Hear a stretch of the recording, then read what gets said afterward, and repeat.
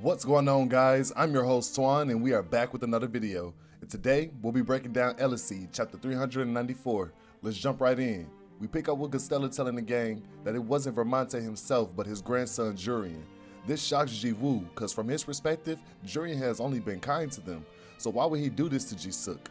Kaden tells him trying to understand people with power is impossible, as he's lived a life where the lives of those lesser than him don't matter. And to him, this is completely natural. Curtin then chimes in and tells Ji-Woo, call Ji-Young and inform her of the situation. She's probably worried sick about her baby brother. The chapter then shifts gears to Jurian and Vermonte. Jurian goes on to say he did use Eclipse, but only a small amount for research. And if other places are doing it, why is it so bad for him to do it?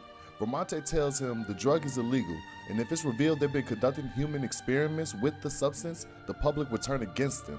Everything they've achieved will be seen as gains made without principles. He then tells Jurian lock himself in an underground prison and reflect on his action until he allows him out. But before Jurian leaves, he says the other top 10s are doing everything they can to increase their power, so what makes them any different? Vermonte goes on to say it's dangerous to believe that anything is permissible for the sake of power. Ian cuts them off by saying even if it's all for the family's sake, why kidnap Ji-Suk and run experiments on him? He's Ji-Young's brother and he holds a high rank in the world's awakener, and is Ji-Woo's friend. Why risk kidnapping such a person and igniting a massive conflict? But before we can get our answer, the chapter shifts back to Ji-Suk in the hospital. Curtin informs everyone that a small amount of Eclipse was used on Ji-Suk. Ji-Woo and Ji-Young are worried because even the smallest amount can damage an awakener's body.